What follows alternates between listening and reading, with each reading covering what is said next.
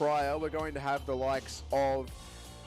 Well, it looks like we've got 4 teams dropping on top of each other in Chumacera there. Something's got to give there. Omen, Unique, Fnatic, and DKG all drop in the same spot.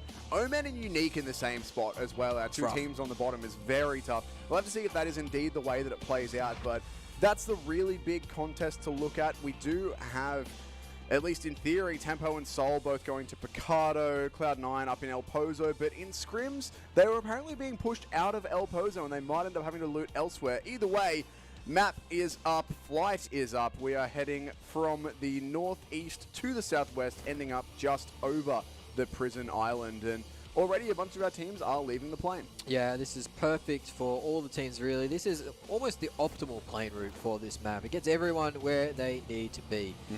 No one's going to be left too hungry at the start of this game. Maybe if you're dropping off at the El Pozo around Trailer Park, maybe Crater Field. Well, you're not going to get much loot in Crater Field anyway, so unlucky there, buddies. But so El Pozo's a bit of a stretch. C9 there, by the way, we can see that they have indeed been pushed out of El Pozo, and that was something that I heard from scrims yesterday, is that in map 1 they didn't drop El Pozo, got pushed out. Map 2 they tried to and got destroyed by another team who had noticed they weren't there and got there first. So they've been pushed out, and they are now looting over at Tierra Bronca by the looks of things. So they're nowhere near their normal loot spots, so we'll have to see how that's going to affect C9 in the long run. But as the plane path comes to its conclusion, we do have all of our teams out, and Fnatic and Sol have dropped a few players on top of each other, but Amman wants none of that. He's gone. Yep, he's wise to get out of there too, as the Joker is in the area. Scout with the Joker skin on, as well as a handgun. Would have probably loved to have found a mine there without any loot early on. This is, of course, going to be up near San Martin. Early days, though, in the tournament. Only 2 games done. Well, I say early days, but 2 games done. We're talking 25% of the tournament exactly. Like, we're so used to tournaments in this sort of area being so much longer form and having, you know, like 10, 12 games in the one, like in the group stage before moving into anything else. PEC here is 8 games and done. So as you say, we are a quarter of the way through with the conclusion of our first 2 island games. The circle is up. It's over to the east. My dreams of ending up on the Eastern Islands are once again shattered. Yeah, it hasn't quite shifted hard enough for those Eastern Island finishes. I don't think we'll see one, given that we only have 4 games on Miramar.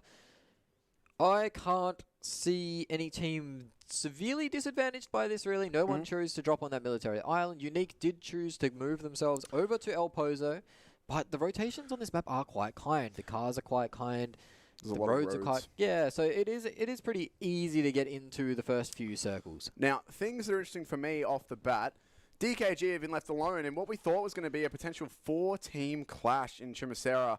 This is obviously based off scrim results, all that sort of thing, how teams are feeling, but Fnatic are much further up north. Who else was supposed to be there? Omen and Unique. Unique are... They went to El Pozo. Yeah, they're just below El Pozo. So they're the ones who pushed C9 out, as far as I can tell. And who else am I looking for? Omen Elite. They're up in the northern area of Hacienda. They are indeed. Yes, they had to move as well. Yeah, so water treatment area. DKG have got pretty much that entire southwestern part of the map to themselves, essentially. Mega Conqueror are down there as well, but it's not going to help them too much, though. Do like to drop at Puerto Paraiso. That one always ruins me. I can't say it, but they've been able to drop down there. They're in 2-2 split at the minute, but they've got all the time in the world to loot. Yeah, that Chumacera area is quite popular because the rotations are quite easy to get into the first few zones. Of course, it's not in the first zone, so DKG will have to get their skates on and eventually find their way in. Doesn't look like any team is being consistently ruined by the first few zones. FFQ have had their struggles getting into the zone, but looks like this game it won't be too bad at all. Mega on Puerto Paraiso, as he was saying, they're outside the zone. Easy rotations all in. At the moment, nobody's really staying by that coast side on the far east, because the circle will shift away from water eventually. But you can guess who's smack bang in the center of the circle already.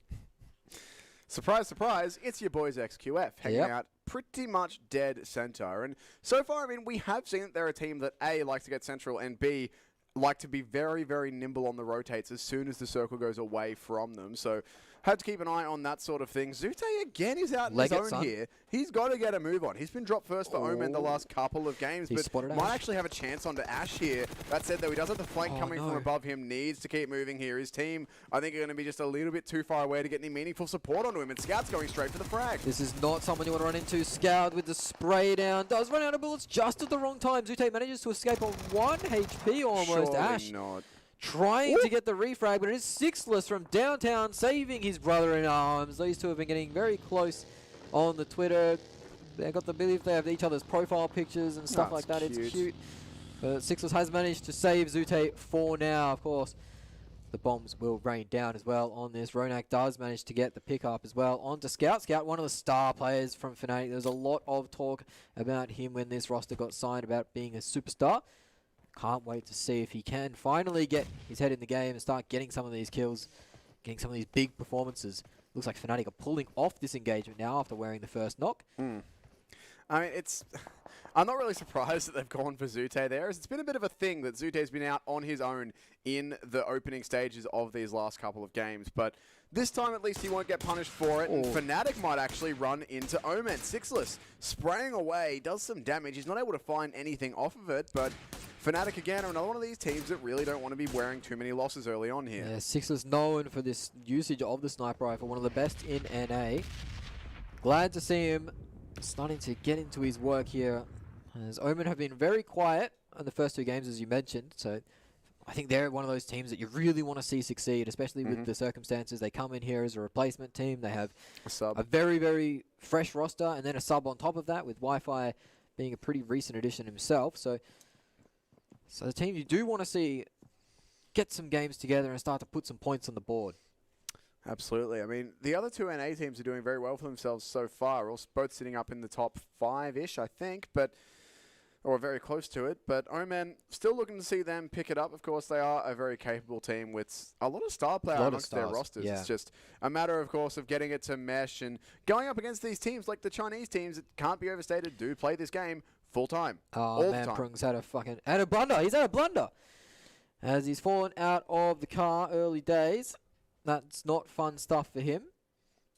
He will be able to get picked up. We saw them actually knock out 2 players by a car earlier too. Yeah, we did see I think 2 players getting destroyed. They've had a few issues with vehicles so far. Speaking of vehicles, Chica's got the correct one.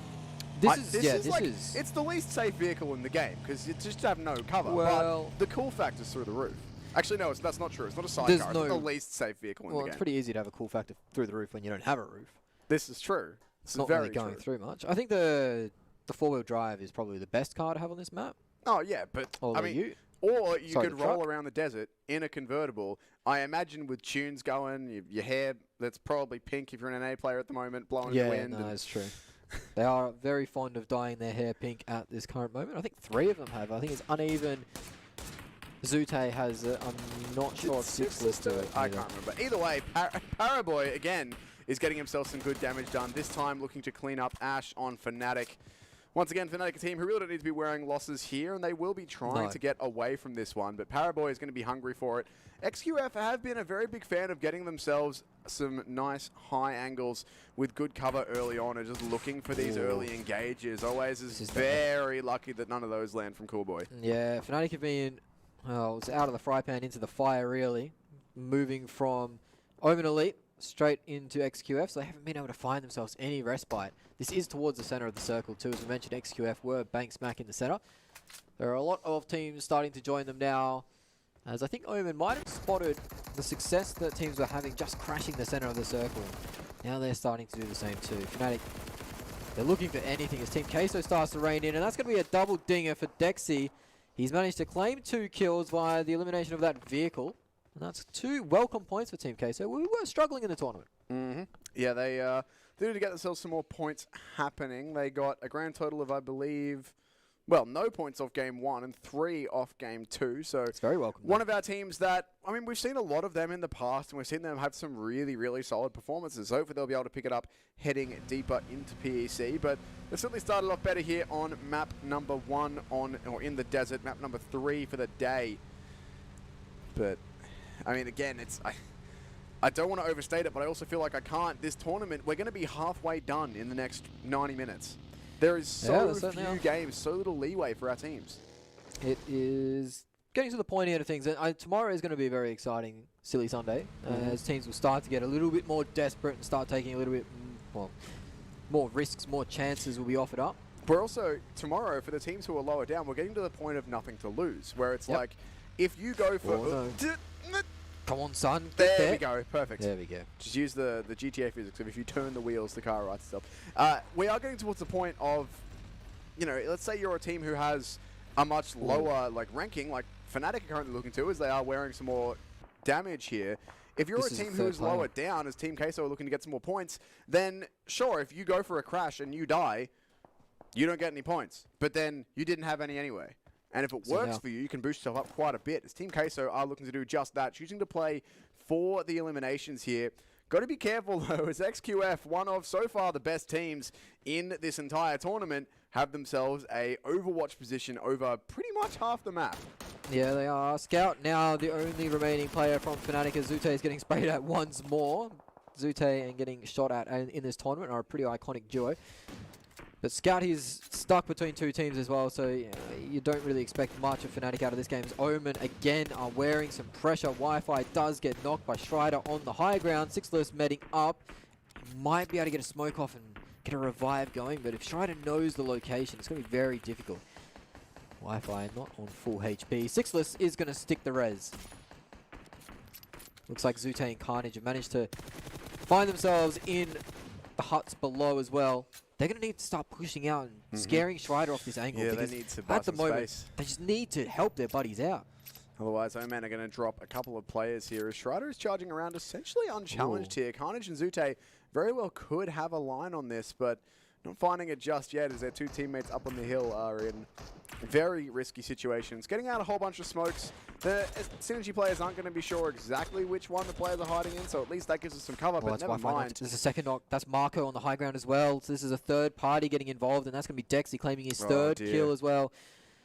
Omen. 260 meters on that too. It's not a bad for a Scar. Omen wearing a knock early, and it's one of their stars as well. It's Wi-Fi going down. Have a look at this zone shift too. It's very, very central. It's a donut. Yep, basically. Doesn't really force too many of our teams to do anything too drastic in terms of the movement. Unique are actually going to run potentially into Yudo gank here, but no, it looks like they have seen that. They're going to be rotating away. There's some of the only teams outside the circle. Mega, given that they did start looting down in Puerto Parezo, still are going up the coast, but they've got plenty of time and space to work with. This Team Queso are on the hunt for some more points here. Team Queso have been firing off so many shots. I'm starting to worry about their ammunition reserves. They've had to spray at everybody, it feels like. They're really going for those eliminations. So, they're doing all right thus far. Yeah, they're doing very well in this third game. It looks like another knock comes out as Dexy on cue does knock out Sixless with a headshot. Now, Sixless was playing alone because he lost his buddy Wi-Fi, and it looks like Sixless is he's done for, as Dexy claims he is maybe fourth kill there or third kill of the game. It's his third. Yeah, third. Yep. Just going to see what's going to update, but yeah. So 5 kills already for Team Queso sitting on top of the lobby, and no one else has actually done anything. No. They've knocked 2 players from Omen, 3 from Fnatic. Nobody else has found anything at all. It's Team Queso dominating this lobby thus far, but here you go, 4 AM and C9 going to be in a fight. These are 2 of the teams towards the top of our leaderboard.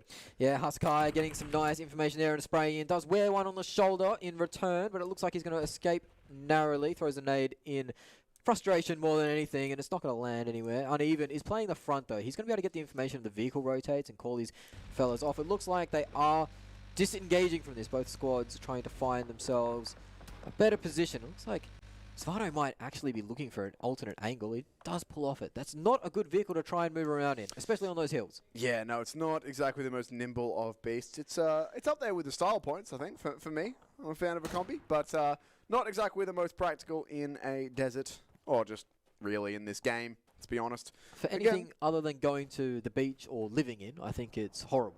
Yeah, I'll give you that. I mean, again, not the worst vehicle. There's still shout out Sidecar for being literally the worst thing ever. Yeah. But that's a fair call. Other than that, Tate actually split off from his friends a little bit here. Needs to be a bit careful, but it does appear that Team Queso have just gone for the mental shift of, yep, frags. Elims, boys. Don't worry about placings. They're not worth that much unless you get in top 3.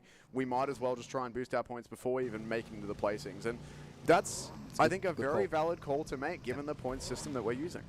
Yeah, there was arguments in the 20-point for a win system for chasing kills and chasing eliminations and getting those 1 points, getting those guaranteed points. And also then, you know, if you're down to 1, just snaking. Exactly. Trying to make So it through to more you're points. playing aggressive until you reach a point where you can't play aggressive anymore, or you can't afford to play aggressive, then you start to go for those placements. And I think that Team Queso have read the situation pretty well and come out swinging on this third map of the tournament.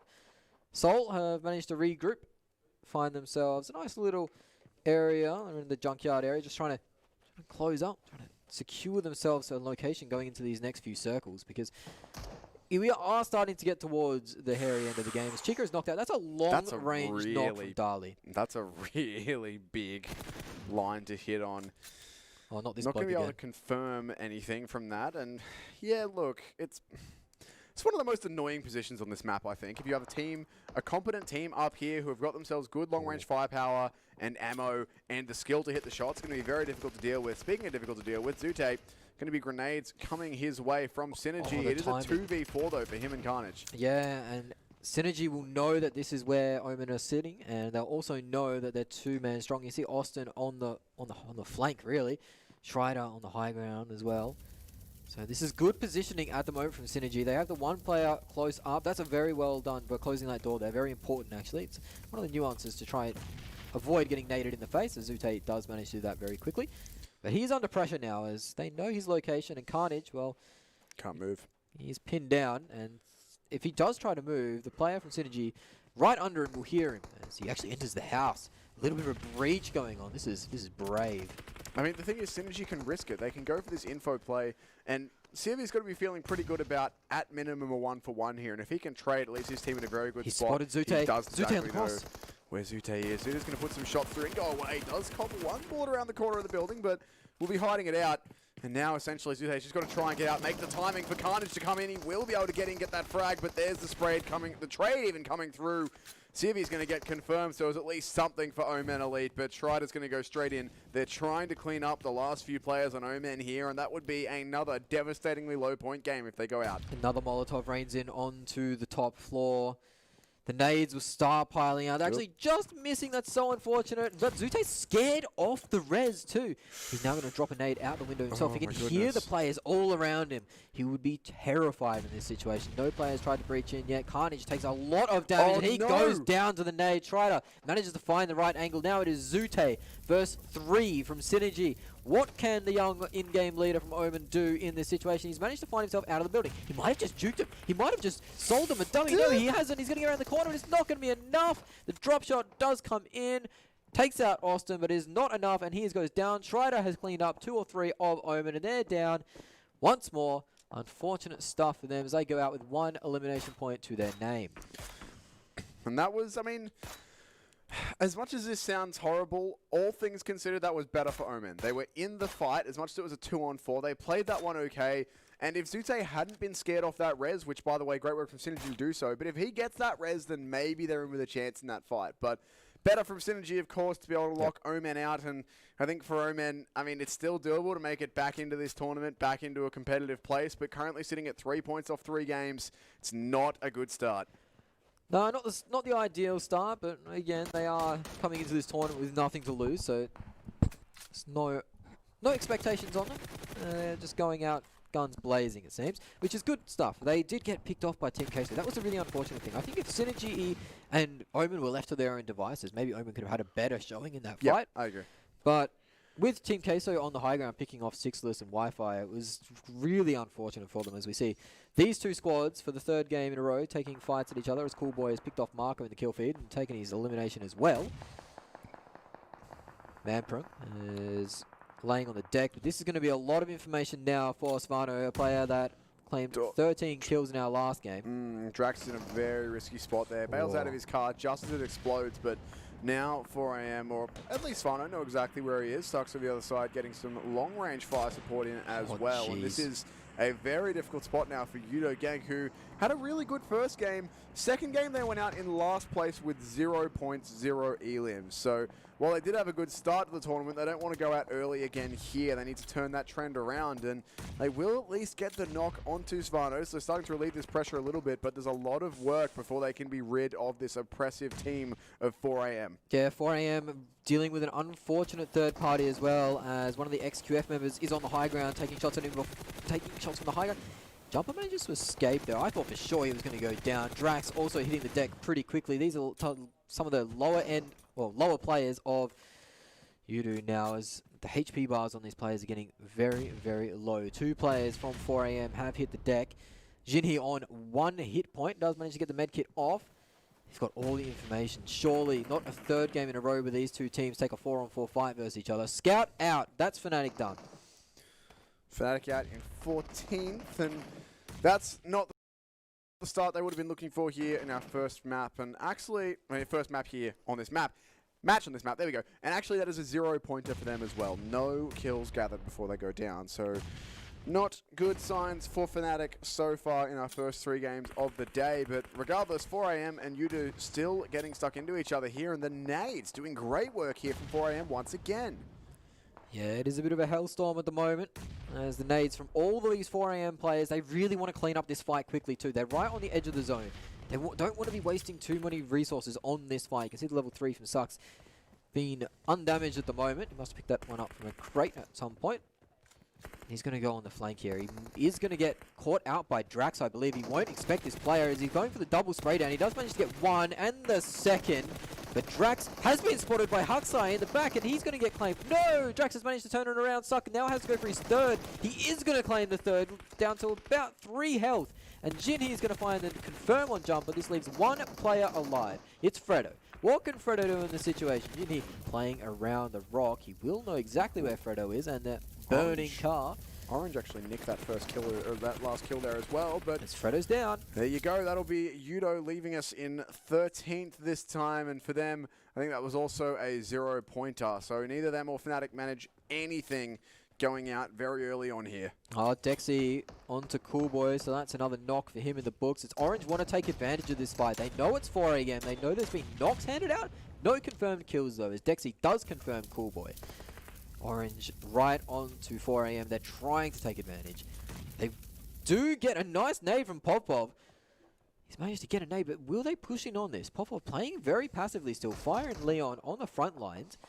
Not looking to take advantage of this nade. I mean, I'd be scared of 4 AM too at this point, well, given that they got 23 eliminations in the last game. You don't want to be getting too careless with how you push them here. XQF, by the way, Paraboy is just returned the damage that was done. Got some retaliation for his teammate going down by cleaning out Deck C.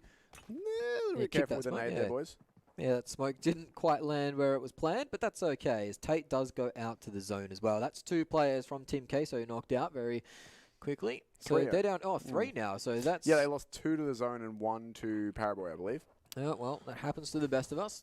As Paraboy claims... I believe that is the first point for XQF. No, it's the second point of the game for them. As we see Dexy. This was Dexy onto the Fnatic car early on in the game. I believe this was the first 2 kills of the game. Double. So that was the double spray down. A double dinger for Dexy. This is one of the last players from Team K. So it is, in fact, the last player. Ayala, who is someone that you would want in your shoes. Tempo Storm crashing XQF, boys. You want to be careful with this one. And XQF have actually decided they don't want any of that. They're going to be bailing on that situation, keeping all 4 players up, not risking the fight.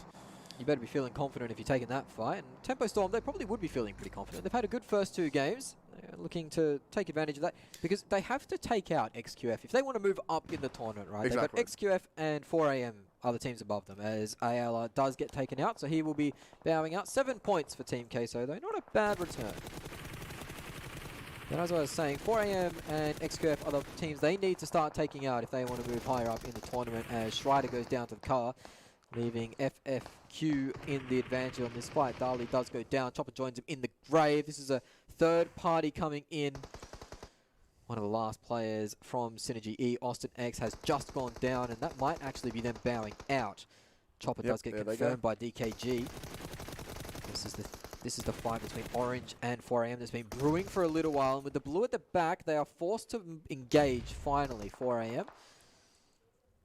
Huxai does get a nice knock, and I believe it confirmed as well. So Orange are down to 3.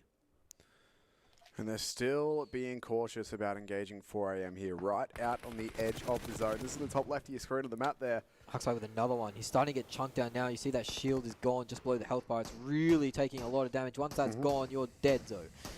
And they've also still got to move it out of this zone, as you can see there on the map. Speaking of the zone, it has shifted down to the southeast. C9 are already inside there. So too, one of Unique's players. They've still got 3 more outside, though. More movement to be done. And a lot of players still fighting up here at the top of this zone. This engagement is happening almost entirely in the zone. Stork's very, very low indeed. Svano might not be able to confirm it just yet, but he will go hunting for that kill if he can find it.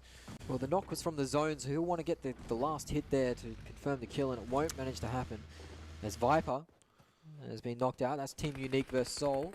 That's one of the fights that won't really influence the top of the table, but at the bottom of the table, it is important they climb up those kills. As Team Unique have managed to claim themselves 2 elimination points so far in this game, so going a lot better than previous results.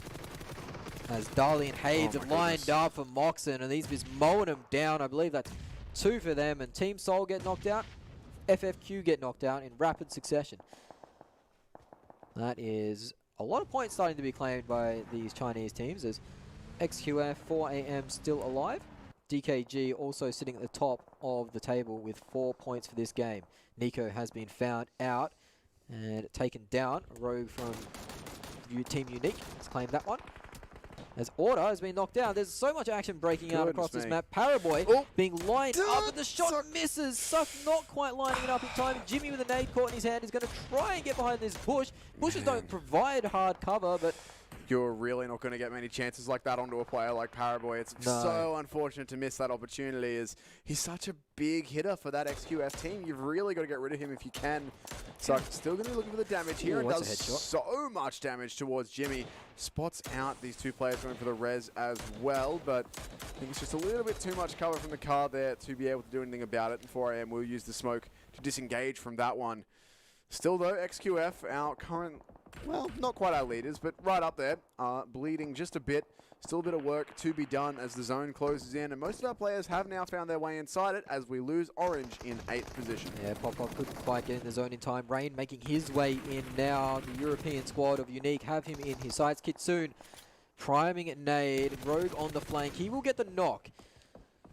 This is leaving Tempo Storm in a really rough position with only 1 elimination point to their name and 1 player alive in spec. It's going to have to do some big work. XQF's Jimmy has been found out by Beowulf, one of the stars I was calling to action, has found a early elimination, and he'll know now, okay, XQF over here, they're 2 players strong. They won't try and push it though, as Paraboy and Order are the 2 alive. Tempo Storm eliminated. Old Boy does manage to clean up spec in the meantime. So first blunder for Tempo Storm in the tournament. Really hasn't been too many mistakes from them so far. We'll have to see how teams below them can take advantage of that. Teams like Cloud9, DKG as well, another one of those teams very close to Tempo Storm. I mean, the big teams that are left here that this matters for right now are Unique and Mega. They're the 2 teams currently in this top 6 who haven't really got anything done so far in PEC. 4AM have already had a chicken dinner. XQF have already had a chicken dinner. Cloud9 have been up towards the top 5 in the last couple of games. So it's pretty much only really, especially Unique and Mega as well, who haven't had the greatest of starts to the tournament. They're the ones who need to get themselves some good kills here, some good damage, and move a bit further if they can. Unique are already, though, under pressure from DKG, and that's not going to make things easy. No, it isn't. They're getting lined up. They have 7 points to their name, but they still want so much more. XQF and 4AM, 2 of the Chinese juggernauts, are down to 2 players each. The rest of the lobby are 4 strong, as Mega do end up finding one of their players hitting the dirt. But now they know where 4AM are. They'll know that 4AM are weak, and they're pushing hard to try and get these eliminations and knock 4AM out of this game. They're going to find another knock. This is going to be 1 player up. He's going to stick the res here. It looks like they're not going to go for it. Surely not. The nade's primed. He's going to get off the res as the nade scared him off. He does return, though. He knows that Pons' angle isn't that crash hot to land that nade. I'm amazed that Mega haven't tried to commit for this. I mean, I'm not amazed at all. I understand why they haven't. They're scared of getting third party. They're still worried about just how well 4AM have been playing, but that could have been the team wipe. That said, the knock will certainly help. That is down to just one player, and surely this will be 4AM bowing out here to the likes of Mega. Hizaki, that's a little bit too much to be done, surely, at this point. They actually are getting third party here, Mega. C9 are getting involved too, so that will be 4AM out, though. They are gone, and Mega get themselves some much-needed damage. Yeah, they finally get some points on the board, Mega. That's the first 2 kills of the game. But they are only one man strong. As you mentioned, Cloud9 had that third party on that engagement the whole time. Cloud9 are very wary of XQF. They managed to clean up one of the kills earlier, so they know where XQF are, and they don't want to be dealing with them. We can see the amount of respect paid to these two teams, 4AM and XQF, is quite staggering. So they'll get a knock on them. They'll get a knock on to the player to only make it one remaining. They just won't push them. They're just very, very careful. Mega do manage to get both of their players back up, so those knocks not amounting to anything. C9 will be pretty disappointed with that. As you can see, Paraboy with 3 kills to his name. He'll be looking to add to that large tally of his. I believe he's in 2nd place in the kill leaderboard. Sounds about right. Yep. Yeah. Also worth noting, Team Unique currently with 7 eliminations for themselves. They are one of the teams who's been right down the bottom. In the previous 2 games, I believe they've garnered a grand total of 2 points. So they will certainly need to be picking things up here. And they've done that the right way. They've started off with 8 there as they get 1 more done. So Team Unique looking much, much better here as we do move into the deserts of Miramar. Cloud9 on your screens in a compound with enemies on all sides, but Paraboy has been knocked. Unique really want to find that, but wary of the third party. They know how many bullets are coming their way. Need to try and find themselves a bit more damage, and they are at least getting some good info. Unique, down to low ammunition as well, actually. Only 4 shots left on that M24. DKG also taking shots out towards XQF. Cloud9 sitting pretty much smack bang center with the only buildings in the zone. The new zone does shift, and it's favourable for Cloud9. They're still in it, but getting out of those buildings later in the game will be quite difficult. Mega have found themselves with a little car compound and a ridge line to play with. They're going to take some shots and some nade damage, but nothing to knock them just yet. As Unique have one player lost to the zone. He will be knocked down, might be able to get back up again. I'm not sure if he's going to be able to get kept down. As Paraboy gets rezzed right into another knock from Uneven. So Uneven, before the tournament even started, said he wanted that jewel. And finally, he's got one. He's out for blood. He's like, no, Paraboy, you're not allowed to be in this game. Get out. Unique actually going to take the play, go for the push here, and will be punished for it by DKG as they are going to lose a player there. So Unique sitting at 8 frags currently. That's so unfortunate. To lose the first one from their teams. They need to be a little bit careful here not to lose too much more, as they will be wanting to get into that top 3. The 8 kills will very much help. Paraboy's been confirmed now, finally. Uneven's got that duel happening and actually been able to knock and confirm, not just knock multiple times. Unique onto DKG here as well. Big damage on Moxon. They do need these last couple of kills, and then a couple more placement points would get them straight back into the thick of things as XQF bear out in 5th. Certainly is. DKG now getting pushed on by Kitsune from Team Unique. He's pretty alone as Moxon, but he's got cover. Mad GG manages to stop the aggression and save his buddy. The Mega boys are firing back onto DKG as well. This is all going Cloud9's way right now. They'll be listening to these fights rain out and even chiming in a little bit. You manage to pick up Yasha, that's going to be a point for them, and Team Unique eliminated. Now we have Cloud9, DKG, and Mega all in the top 3. Cloud9 now rolling out of their compound. They've chosen this as the time for them to start moving and start taking some ground inside these final circles.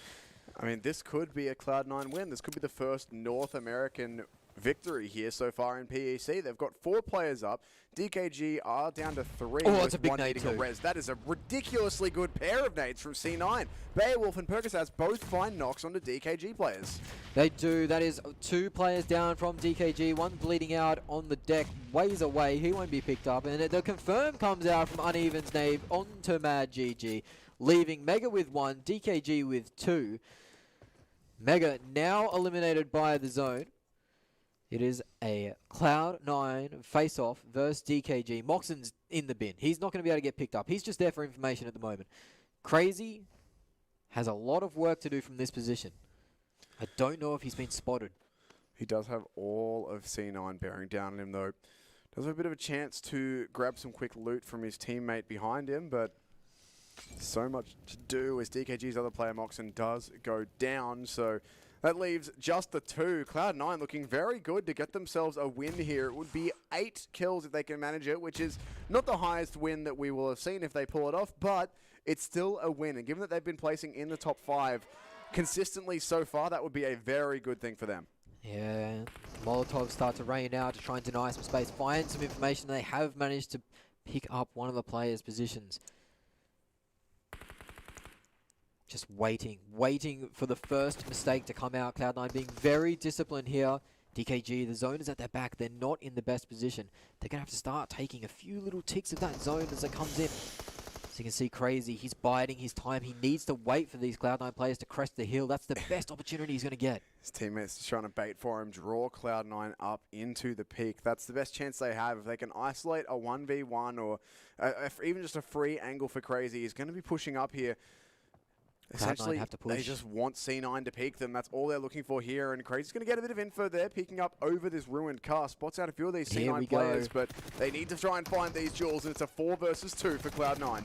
It is, and the zone is going to claim one of the players from DKG, and that will be a 4v1 now for Crazy. He manages to knock one. Percocet comes on the right side. It doesn't manage to get the kill. It's going to be a Cloud9 victory, and aren't they happy with it? Look at Uneven. He's up out of his seat. He's happy with that performance. It is fantastic work from the side of Cloud9. The first North American win on Chinese soil. Congratulations, fellas, as that's a much-needed victory for them. They're going to shoot themselves up the rankings with those 16 placement points. Yeah, 8 kills to go with that one as well, so 24-pointer in total. So not the highest scoring win that we've had thus far, but nonetheless, it's a win for Cloud9. Not only is that huge for the points, but it's also huge for the mentality.